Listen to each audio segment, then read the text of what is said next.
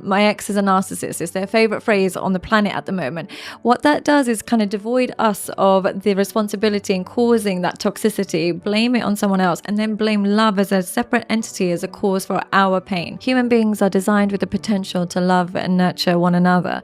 And whenever we cap our potential, whether that's through we cap our potential physically, emotionally, psychologically, anything that involves capping our potential will lead to a slow and steady depression. So our body craves it. Whether you psychologically convince yourself you don't want it, your body will still speak to you and tell you that you need it. Again, another tactic that's very much advocated in current dating, but is again counterproductive, because the moment you treat people mean, you filter out healthy people. Healthy people don't stick around to be treated badly. That doesn't go in line with their template of relationships.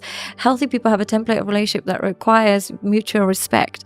Now, when they're with somebody who treats them mean, they filter themselves out. They understand they might work on it for a little bit, but they recognize where they're not welcome. When you're treating them mean, keeping them keen, you're attaching to somebody that has incredibly low self-esteem, who expects to be treated like this, who will then, when you stop playing that game and actually want to commit to that person, or particularly that girl, she'll become volatile. She'll self-sabotage because she's so used to being treated mean. Commitment doesn't actually feel good. It feels unfamiliar. So she'll recreate some chaos in order to create the separation, because treating them mean, keeping them keen doesn't work, unfortunately. A man with no self-control, any woman can distract him, any money can distract him, any opportunity can distract him. He is malleable. You can't be high value and malleable at the same time. So it's having an identity that's constructed on self-control that will make you high value. It doesn't matter how tall you are, how short you are, how rich you are, how broke you are. If you've got no self-control, you're a weak man, unfortunately. It's very difficult to have self-control, but if they can master it, they're incredible. Is it competition or is it cooperation? When you voice a concern, do they actually want to see that the relationship get better and your well-being matters? Or are they so stuck on their autonomy and independence and not being controlled by you that they reject and neglect their responsibilities towards you? What happens is we start to build contempt with people whose perspective we refuse to understand. If I see my partner's coming home late every day and I just build resentment and contempt towards him, I'm obviously going to hate him. But if I realize he's coming home late every day because he's got a good job and he pays for the kids' school fees and it enables me to live, my contempt turns to compassion. So if you really have a lot of contempt towards your partner, try and get perspective. Did they mean to be disrespectful? Did they mean to be hurtful? Or was their intention quite pure?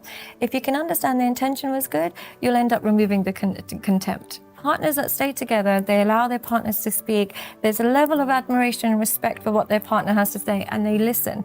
Whereas the ones that are definitely going to be divorced, every time their partner starts talking, they start to you can feel like their hostility rise. They start to roll their eyes. They almost want them to say something stupid, like, oh, you mispronounced that, guys, guess what he said? They look forward to mocking their partner. If you're in that kind of relationship, try your best to undo that, especially if you are the person that's doing the mocking, because it's disrespectful to your relationship overall, not just to your partner, to your relationship. But when I do deal with clients who are, men who are very lonely and who struggle with female connection, I do ask them, do you have any female friends?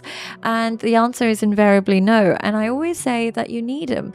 And they're like, no, we shouldn't be friends. Blah, blah, blah. Men and women can't be friends. And I said, but they're training ground for women in the real world, because when you have female friends, they teach you what things upset women, what things make them happy, what they mean by when they text slowly, when they text fast, when they don't text at all.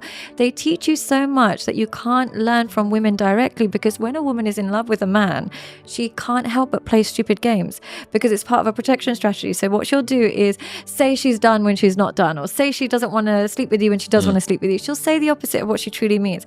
But having female friends helps you understand the human psychology behind a woman in a way that direct experience with them won't. Successful women, here's the thing, men always say, oh, when women earn more, they leave men, but they don't realize why. There's actually studies to show that when men are with women that earn more than them, they produce more cortisol.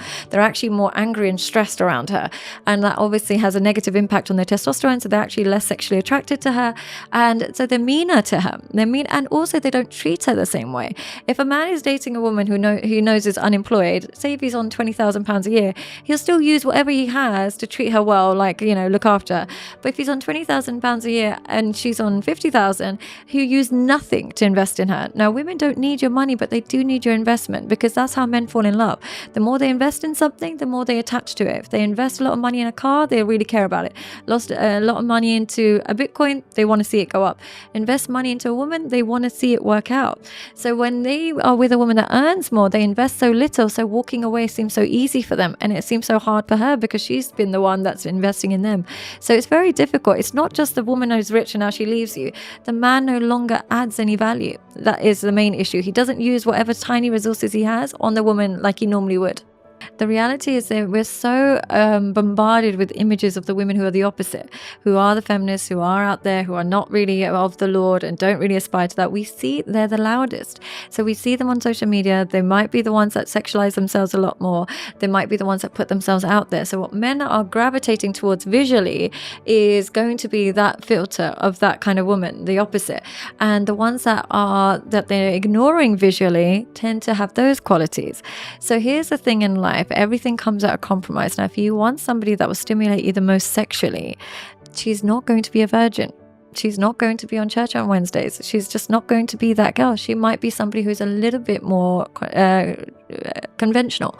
If you want somebody who is going to be those, you might have to compromise. Now, what's happening is, because we've become so shallow and we value so many junk values, such as so many superficial things like looks, when she's not beautiful, you don't even pay attention to her. So if she's not the most stunning girl, it doesn't matter what qualities she have, she becomes invisible. A bit like with men. If they're not tall, a lot of women will ignore their existence, even if they've got all the other great traits. Similarly, if she's not absolutely sexy, is what men are now attracted to. They're looking for sexy more than ever before, because it's normalized, it's Instagram, it's pornography. If she's not sexy, they don't even notice that woman. So that's why they think women like this are unicorns, but they are there. You just don't notice them because they don't have their boobs on your For You page. If you want a good, healthy marriage, unfortunately, you might have to sacrifice the most exciting sexual experience every day of your life, because that's what 20 years of marriage doesn't look like. You know, it's realistic. And if you want like a single life, then you have to accept that you're emotional, like you might suffer from anxiety and depression in the long run. So you've got to realize whatever decision you make, it comes with a lot of pain and suffering. Pick your pain. Being married, the pain might involve being bored. It might not being sexually stimulated. But being single, the pain might involve a lot of loneliness, depression, and sadness. Just pick which pain you can handle and confine yourself to that decision and ward off all the alternatives. Too much comfort kills joy, because if I can wake up late every single day, I forget the joy of a lie-in. If I can eat whatever I want, all the junk food in the world, I forget what cheat meal tastes like. So comfort is not actually going to create any long-term happiness. Happiness comes from discomfort, then problem solving that discomfort, and then getting the dopamine reward. The reality is we're not designed for this level of exposure to human beings as we are being exposed to in this current climate. We have social media, we have internet, we have dating apps, we have the ability to get webcam girls, pornography. We have such an exposure to humans that we've never been able to do, or nor are we prepared for. So what's happened is, when it comes to forming relationships, it's done the opposite. What it's done is made people crave connections but have no idea where to start and how to connect.